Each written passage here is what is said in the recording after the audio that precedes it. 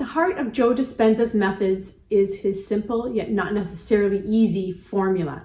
It says that if you want to get the life you desire, you have to hold a clear intention of what you want while also having an uplifted, elevated emotion, because that is what builds your powerful signal. This signal comes out from you and goes into the field where all possibilities we can tune into exist. You may think, well, I do that, so how come I don't get what I want? Well, remember, it works both ways. If you send out a strong signal of lack, you will create more of that lack. Our world is very magnetic and inclusive. So, are you more like an impatient person begging for what you want, saying, give me, I want, why don't I have it? Or are you embodying the you that is living like the you who already has it?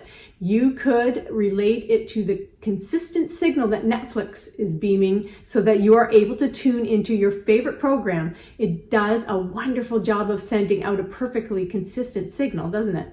Now you need to send out a consistent signal of who you really want to be, like it's already you. Waiting for the thing to be there in order to feel it is the hypnosis many of us have fallen into to one degree or another. Waiting is like living in 3 dimensions, but in Joe's framework, you must move into the quantum where you shift into feeling it and knowing it before it's even present. But please, once you get more of this down, don't forget the huge step of then dropping it once you send the signal out. Since you aren't a beggar looking outside of yourself to be enough, this letting go must be a part of the process. Be honest with yourself. Are you usually just sending out jumbled kind of signals so that you end up with a mixed bag in your life? Like you may have a very good work life, but your relationships are terrible, for instance. We need to know how to settle into our innate power no matter what mixed signals we have. That's because who we are is way more important than what we have or don't have. This means learn the formula, but don't get lost in it. Yes, what you think and feel into creates the blueprint of the framework for the type of signal you emit.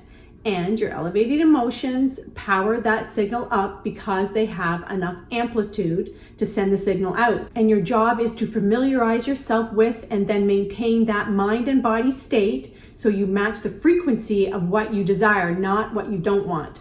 Remember, the quantum universe needs you to focus on what you do want. But recall this, what you desire is way more than the stuff you get. I mean, there are a lot of unhappy, wealthy, and successful people around. So why not wake up to the whole picture? You are built to be enough as is. That is the rather hilarious secret that you will figure out eventually. You are whole. You are just playing the role of being less than in order to experience life as a creator. You know, this isn't just woo-woo kind of thing either. There's science behind it. When you feel emotions like gratitude or love, your heart and brain enter a state of coherence, which makes your nervous system more balanced and your immune system more responsive. It is exciting to know that with neuroplasticity, your brain can literally rewire itself to match a new experience. But if you're visualizing your healing or abundance while feeling doubt, frustration, or sadness, yes, the field will recognize that, and then you might become afraid that you're attracting similar things. But from my experience, please know emotions that come up are not bad and they are not a problem. What matters is who you are being when it comes up. How you respond is wonderful information. So if fear is the signal, you say, ha, I'm off track, and you're just kind of judging yourself. But it isn't really a big deal because you are more than okay if you don't have empowered feelings all locked up in a nice bow right now. Nothing is going wrong when these types of emotions arise. They are information about where your past focus and responses to life have been. Please don't belittle the feelings like they shouldn't be there.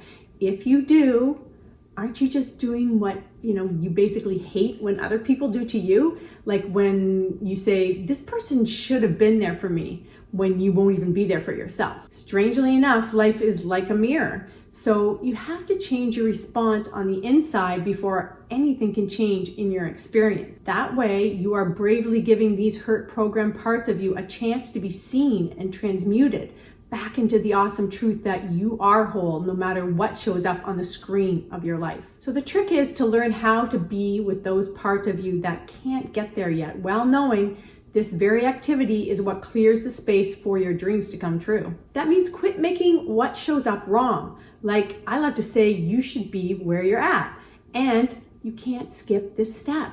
Your whole system really needs you to be with it as is right now. These feelings are like your kids. Would you constantly tell your beloved kids to shut up and stop wrecking your life?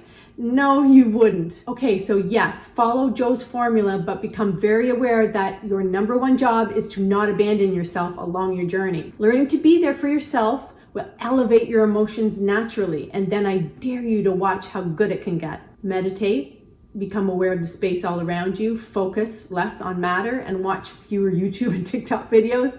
Get outside in nature, even if it's too warm or too cold. Observe yourself and talk and reframe it from a kinder, wiser voice. Say, hey, scarcity, lack of self-worth, I appreciate you doing what you thought worked for me, but I am going to be taking it from here. So thanks for tuning in today. Please check out the linked videos and subscribe if this resonated with you. I'll see you on the next one.